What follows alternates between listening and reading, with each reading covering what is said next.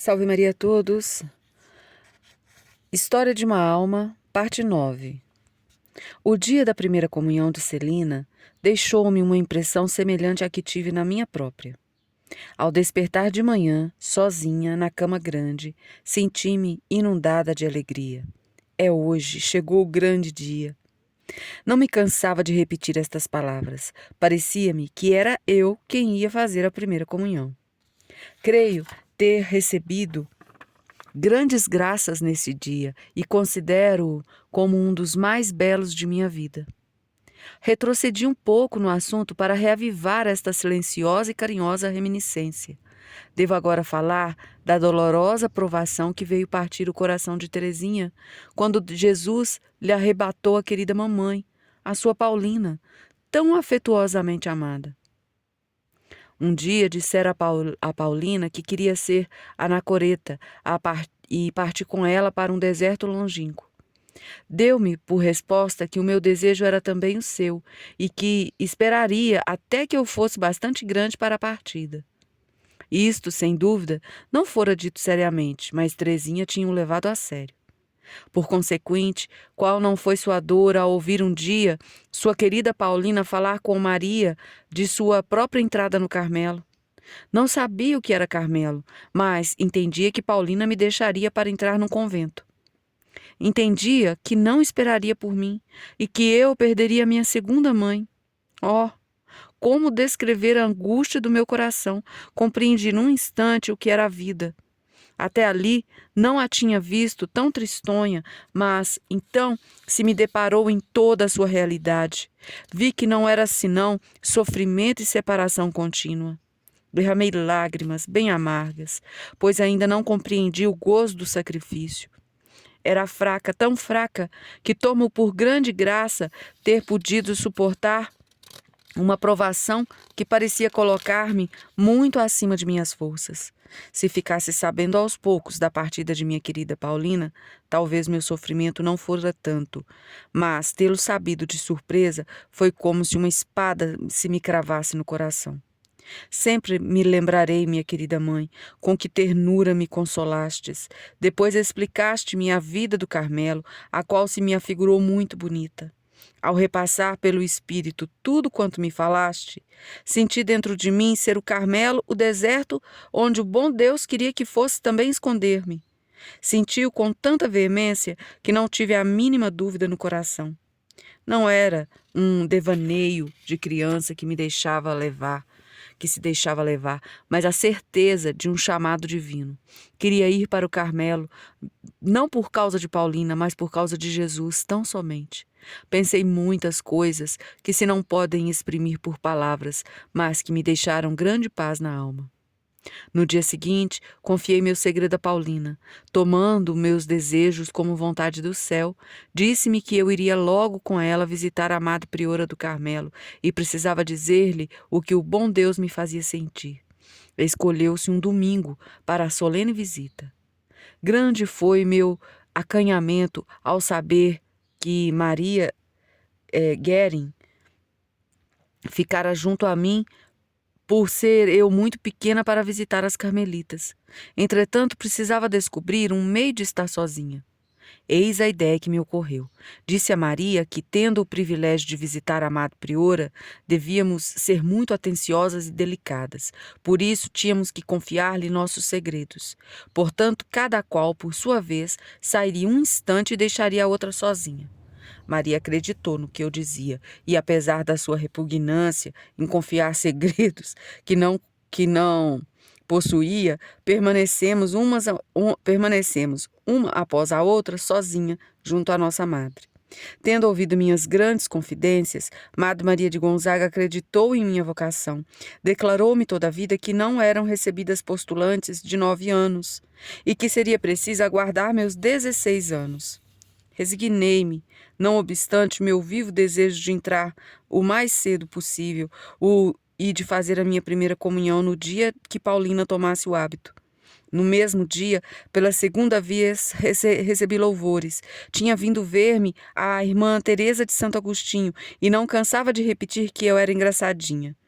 Minha intenção não era ir ao Carmelo para receber elogios, razão porque, após o locutório, não parava de repetir ao bom Deus que era única e exclusivamente por ele que eu queria ser carmelita.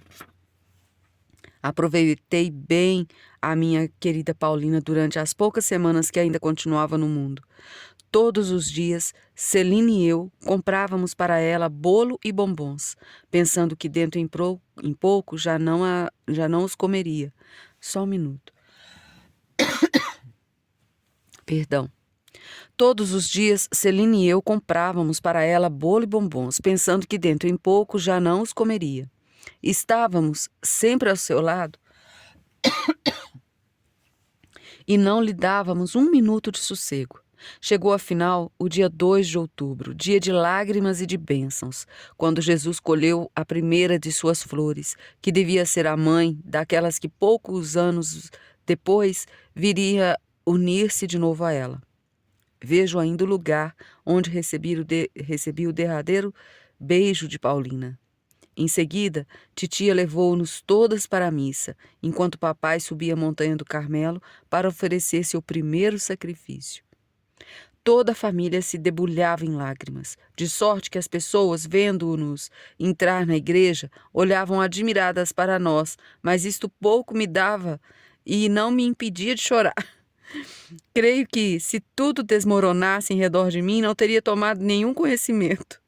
Contemplava o belo céu azul e ficava surpresa de que o sol luzisse com tanto esplendor enquanto a minha alma estava inundada de tristeza. Pensais, talvez, minha querida mãe, que exagero a aflição que estava sentindo? Levo em conta que não podia ser lá muito grande, pois tinha a esperança de encontrar-vos novamente no Carmelo. Mas é que a minha alma estava longe da maturidade. Por muitos cadinhos devia eu passar até atingir o termo que tanto almejava. 2 de outubro era o dia fixado para a reabertura das aulas da abadia. Por isso, precisei ir para lá, não obstante minha tristeza. Pela tarde veio titia buscar-nos para irmos ao Carmelo e vi minha querida Paulina atrás das grades. Oh, como sofri nessa visita ao Carmelo! Já que escrevo a história de minha alma, tenho a obrigação de dizer tudo à minha querida mãe. Confesso que os sofrimentos anteriores à sua entrada não eram nada em comparação com os que lhe sucederam. Cada quinta-feira íamos toda a família ao Carmelo, e eu, habituada que era a entreter-me com Paulina, de coração a coração, conseguia a muito custo 2 ou 3 minutos ao terminar a visita. Entenda-se que os passasse a chorar e me fosse embora com o coração partido.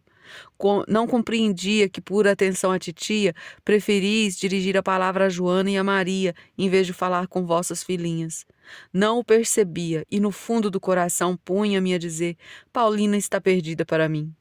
É surpreendente ver como o meu espírito se abriu no meio do sofrimento. Abriu-se a tal ponto que não tardei em cair doente. A doença que me atingira provinha certamente do demônio. Furioso com a vossa entrada no Carmelo, quis desforrar-se contra mim do grande dano que nossa família lhe infligiria para o futuro. Mas não sabia que a carinhosa rainha do céu velava por sua débil florzinha e lhe sorria do alto do seu trono, dispondo-se a deter a tempestade no momento em que a flor poderia quebrar-se irremediavelmente. Pelo fim do ano, fui acometida de contínua dor de cabeça, que quase não me fazia sofrer. Estava em condições de continuar os estudos e ninguém se preocupava por minha causa. Assim, ficou a situação até a Páscoa de 1883. Tendo papai ido a Paris com Maria e Leônia, titia levou-me com Celina para sua casa.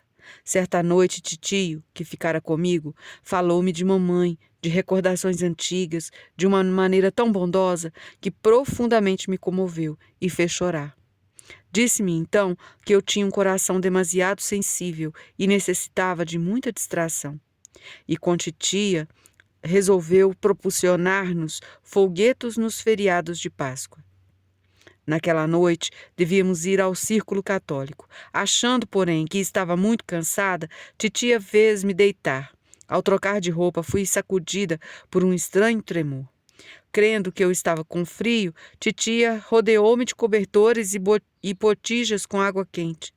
Nada, entretanto, fazia reduzir minha agitação, que durou quase a noite inteira.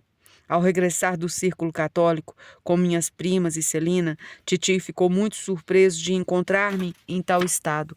Tinha-o por muito grave, mas não o quis declarar para que titia se não sobressaltasse.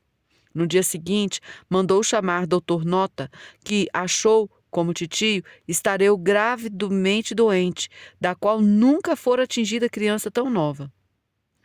Todo mundo ficou consternado. Minha tia viu-se obrigada a conservar-me em sua casa e cuidou de mim com um desvelo verdadeiramente maternal. Quando papai voltou de Paris com as minhas irmãs maiores, Amada recebeu-nos com um ar tão desconsolado que Maria pensou que eu tivesse morrido. A doença, porém, não era ainda de morrer. Era antes como a de Lázaro, para a glorificação de Deus. De fato, ele foi, graças à admirável resignação do meu pobre paizinho, que pensava que sua filhinha ficaria louca ou então morreria. Ele o foi, outro sim, graças à resignação de Maria. Oh, quanto não sofreu por minha causa! Como lhe foi reconhecida pelos cuidados que com tão grande desprendimento me prodigalizou. O coração ditava-lhe que me era necessário. Na verdade, o coração de mãe é muito mais sagaz do que o de um médico. Sabe adivinhar o que convém a uma doença da filha. A coitada de Maria teve que acomodar-se em casa do meu tio, por não haver então possibilidade de me transportarem para os Buzonetes. Aproximava-se, entretanto, a tomada de hábito de Paulina. Diante de mim, evitavam de falar a respeito, sabendo do desgosto que teria em não poder assistir. Mas era eu quem muitas vezes tocava no assunto, quando dizia que estaria bastante melhor para visitar minha querida Paulina. Realmente, o bom Deus não quis privar-me desta consolação. Quis antes consolar sua querida desposada, que tanto sofrera com a doença de sua filhinha. Notei que no dia dos desposórios, Jesus não quer submeter suas filhas a provações. Deve a festa correr sem contratempos, como antegozo das alegrias do paraíso. Disso não deu ele prova já 5 vezes? Pude, por consequente, abraçar minha mãe querida, sentar-me em seus joelhos e cobri-la de afagos. Pude contemplá-la, tão encantadora, em seu branco ornato de noiva. Oh, foi um dia radiante, de permeio em minha sombria provação, mas o dia passou com presteza. Tive logo que tomar a carruagem e dali me levou bem longe de Paulina, bem longe do meu amado Carmelo. Depois de chegarmos aos Buzonetes, fizeram-me deitar, contra minha vontade, pois eu assegurava estar perfeitamente curada e já não precisar de tratamento. Ainda mal não me encontrava senão no começo da minha provação. No dia seguinte, tive uma recaída e a doença agravou-se de tal maneira que, por cálculos humanos, eu já não podia sarar. Não sei como descrever doença tão estranha. Persuadi-me agora de ser obra do demônio, mas bastante tempo depois da cura acreditava ter ficado doente a propósito, o que constituía verdadeiro martírio para minha alma. Falei isso com Maria, que me tranquilizou o mais que podia, com a sua bondade de sempre. Falei disso também em confissão, e meu confessor sempre tentou acalmar-me, alegando que não era possível fingir estado de doença ao ponto em que eu ficara. O bom Deus, que indubitavelmente queria purificar-me e, antes de tudo, humilhar-me, deixou comigo tal martírio íntimo até a minha entrada para o Carmelo, onde o Pai de nossas almas me tirou, como que com a mão, todas as minhas dúvidas, e desde então ando perfeitamente tranquila. Continuaremos amanhã esta parte da história de uma alma. E a frase de hoje: não sabia o que era Carmelo, mas entendia que Paulina me deixaria para entrar num convento. Entendia que não esperaria por mim e que eu perderia minha segunda mãe.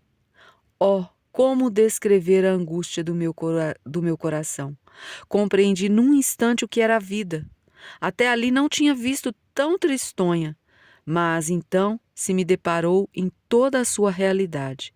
Vi que não era senão sofrimento e separação contínua. E sigamos assim. A nossa vida é um vale de lágrimas, sofrimento e separações contínuas. A todos, salve Maria.